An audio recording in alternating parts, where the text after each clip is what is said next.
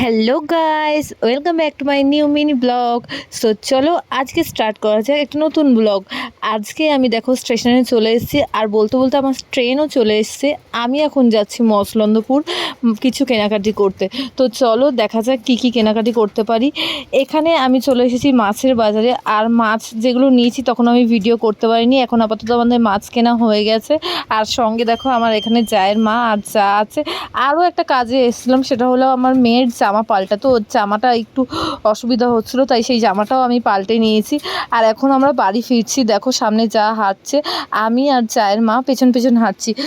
Voice দিতে দিতে মনে পড়লো, আমি যখন সামনে ক্যামেরাটা নিয়েছিলাম, আমি আমার যাকে বলছিলাম দেখো আগের দিন বিশ্বকর্মা পুজো হয়েছে, আর এখানে আমরা আসার সঙ্গে সঙ্গে দেখি সব প্রসাদ খালি হয়ে গেছে। এখানে দেখো সব খালি ড্রামগুলো রাখা রয়েছে, প্রসাদের বাক্সগুলো রাখা রয়েছে।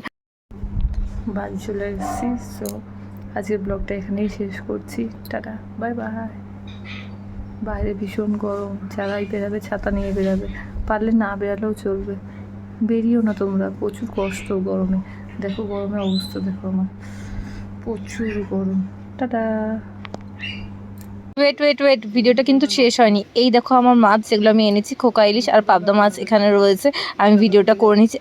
এবার রাত্রেবেলা দেখো আমি চলে গেছি কিছু কেনাকাটি করতে, কারণ সামনে পুজো, আর কেনাকাটি না করলে কেমন যেন পুজোটা অসম্পূর্ণ লাগে।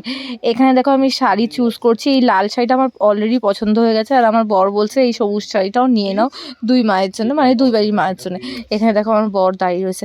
প্রথমত বলি, ও ক্যামেরার সামনে একদমই আসতে চায় না, আর আমি এটা খুবই খুবই লুকিয়ে লুকিয়ে করেছি। তারপর ওকে ডাকছি যে একটু ক্যামেরার সামনে আসো, ও একদমই নারাজ যে আমি ভিডিও বানাবো না, তুমি ভিডিও করো না, আমার ভালো লাগছে না।